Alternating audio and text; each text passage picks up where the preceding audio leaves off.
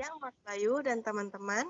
Kami dari kelompok 4 yang terdiri dari saya sendiri, Mega Utami, dan rekan saya, Inneke Setiawan, Felicia Natasha, dan Karisa. Kali ini kami ingin membahas kasus dalam case 10. Dalam case 10 ini ada dua kasus, yaitu 12/23 dan 12/31.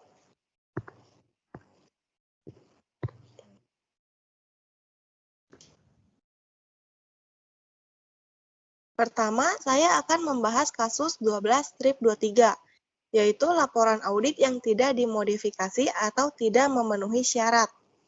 Pada tanggal 23 September 2021, menyelesaikan semua kerja lapangan dan laporan audit.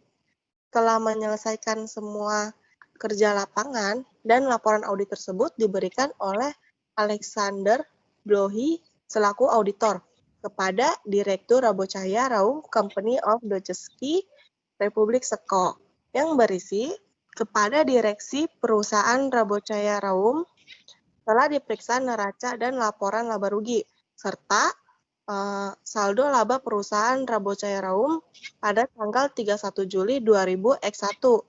Nah, ini sudah sesuai dengan instruksi Anda, audit telah lengkap dilakukan. Penurunan penjualan dan pendapatan bersih itu terjadi akibat melemahnya ekonomi di awal tahun dan adanya pemogokan karyawan pabrik di musim panas pada tahun 2021. Setelah melakukan beberapa pengujian catatan penjualan, tidak ada perhatian yang menunjukkan kalau penjualan itu belum dicatat dengan benar. Nah, menurut pendapat kami, laporan keuangan tersebut telah menyajikan secara wajar posisi keuangan perusahaan si Rabocahya Raum ini pada tanggal 31 Juli 2021. Dan hasil operasinya selama tahun yang berakhir itu udah sesuai dengan pengumuman komite standar akuntansi internasional yang telah diterapkan secara konsisten sepanjang periode. Selanjutnya akan dijelaskan oleh rekan saya.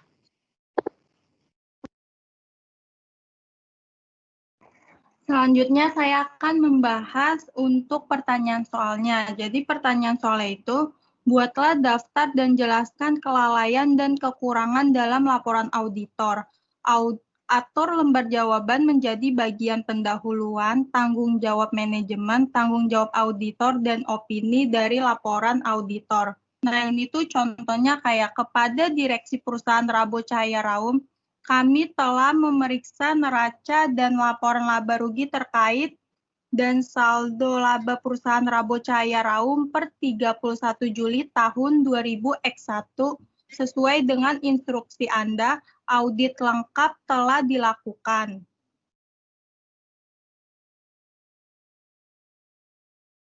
Berikutnya itu di bagian pendahuluan ini ada kelalaian dan kekurangannya.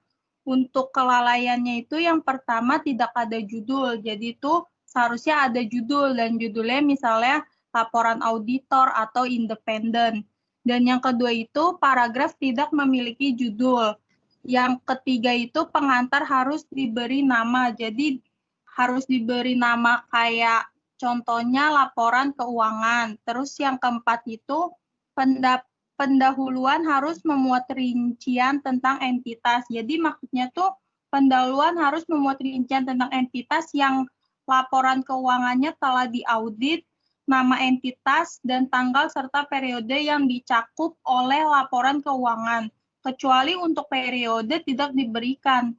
Tanggal diberikan, tetapi tahun atau periode yang diaudit harus secara eksplisit dinyatakan. Terus juga ada kekurangannya. Kekurangannya itu laporan harus menyatakan bahwa laporan keuangan telah diaudit, mengidentifikasi judul dari setiap pernyataan yang terdiri dari laporan keuangan. Nah, di sini tuh ada contohnya juga. Contohnya itu kami telah mengaudit laporan keuangan tahun 2000XX perusahaan Rabocahya yang terdiri dari laporan posisi keuangan konsolidasi dan perusahaan per 31 Juli tahun 2000X1. konsoli tanggal dan akun laba rugi perusahaan untuk tahun yang berakhir dan catatan yang terdiri dari ringkasan kebijakan akuntansi signifikan dan informasi penjelasan lainnya. Jadi, laporan juga harus mengacu pada ringkasan kebijakan akuntansi signifikan dan informasi penjelas lainnya. Terus berikut ini bagian dari tanggung jawab manajemen. Bagian dari tanggung jawab manajemen juga ada kelalaian dan kekurangannya. Yang pertama itu kelalaiannya tidak ada judul. Seharusnya itu ada judulnya contohnya seperti tanggung jawab manajemen. Terus yang kedua itu tidak ada yang tertulis tentang tanggung jawab manajemen.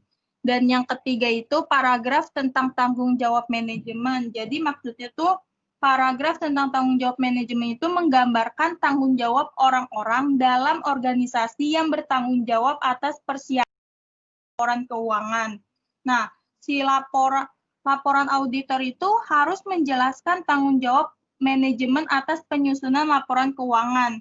Uraian tersebut harus mencakup penjelasan bahwa manajemen bertanggung jawab atas penyusunan laporan keuangan sesuai dengan kerangka pelaporan dan dalam pengendalian internal untuk memungkinkan penyusunan laporan keuangan yang bebas dari salah saji material, baik karena kecurangan maupun kesalahan.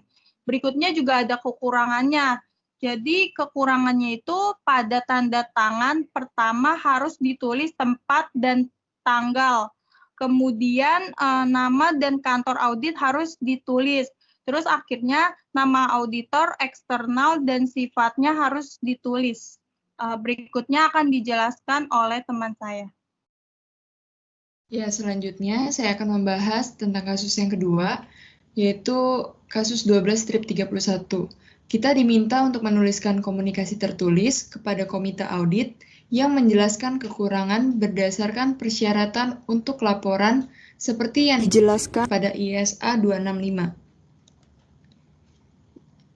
Jadi, Nordec AS ini merupakan produsen peralatan ski terbaik yang berbasis di Skien, Norwegia.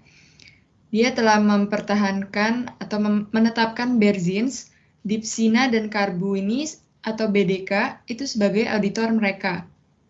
BDK ini telah menemukan defisiensi signifikan dalam pengendalian internal yang harus dilaporkan ke komite audit milik Nordec. Nordec ini tidak memiliki panduan kebijakan dan prosedur yang memadai untuk memantau dan melaporkan kendali internal. Nordec ini memiliki beberapa kekurangan, diantaranya Dewan tidak memiliki kode etik bisnis. Lalu karyawan baru itu menjalani pemeriksaan latar belakang dan pengujian pengetahuan itu minim. Dan perusahaan tidak memiliki program pelatihan karyawan. Lalu Nordec ini juga tidak memiliki departemen audit internal, sehingga pengendalian internalnya itu tidak pernah diuji efektivitasnya. Dan juga gudang inventaris Nordec tidak terkunci dan tidak ada pemeriksaan bagi mereka yang masuk atau meninggalkan tempat. Selanjutnya itu ada definisi. Jadi, kekurangan dalam pengendalian internal dapat terjadi ketika suatu pengendalian dirancang, diterapkan, atau dioperasikan sedemikian rupa sehingga tidak dapat mencegah atau mendeteksi dan mengoreksi salah saji dalam laporan keuangan secara tepat waktu. Lalu, tidak ada pengendalian yang diperlukan untuk mencegah atau mendeteksi dan mengoreksi salah saji dalam laporan keuangan secara tepat waktu. Selanjutnya, saya akan membahas tentang kekurangan berdasarkan persyaratan untuk laporan seperti yang dijelaskan dalam ISA 265.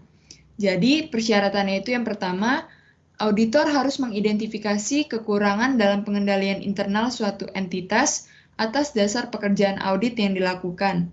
Yang kedua, setelah kita menemukan satu atau lebih dari satu kekurangan dalam pengendalian internal entitas, auditor itu harus menentukan apakah kekurangan yang ditemukan dalam pengendalian internal signifikan secara individual atau secara agregat. Signifikan yang ditemukan selama audit secara individual atau secara agregat dalam pengendalian internal itu harus dikomunikasikan oleh auditor secara tertulis kepada pihak yang bertanggung jawab atas tata kelola. Selanjutnya akan dijelaskan oleh teman saya.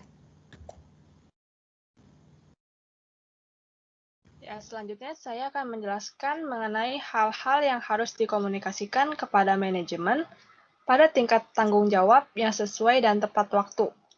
Yang pertama, auditor harus mengomunikasikan kekurangan signifikan dalam pengendalian internal kepada manajemen dalam beberapa situasi yang telah dikomunikasikan atau bermaksud untuk dikomunikasikan oleh auditor. Tetapi auditor akan melakukannya jika tidak pantas untuk dikomunikasikan kepada manajemen. Yang kedua, kekurangan lain dalam pengendalian internal yang diidentifikasi selama audit yang belum dikomunikasikan kepada manajemen oleh pihak lain dan yang dalam pertimbangan profesional auditor cukup penting untuk mendapatkan perhatian manajemen. Selanjutnya, hal yang harus disertakan dalam komunikasi tertulis auditor tentang kekurangan signifikan dalam pengendalian internal. Auditor harus memasukkan dampak dan deskripsi kekurangan signifikan, mencakup informasi yang memadai yang diperlukan untuk pemahaman yang lebih baik tentang konteks komunikasi bagi pihak yang bertanggung jawab atas tata kelola dan pengelolaan.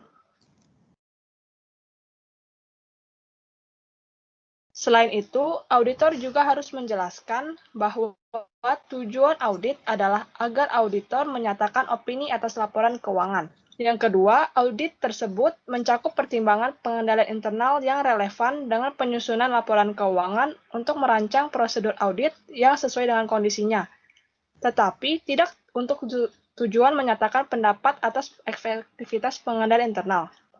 Dan yang ketiga, auditor harus melaporkan hanya hal-hal yang berkaitan dengan kekurangan yang benar-benar teridentifikasi selama pelaksanaan audit dan yang disimpulkan oleh auditor cukup dilaporkan kepada pihak yang bertanggung jawab atas tata kelola. Sekian pembahasan dari kelompok kami. Terima kasih.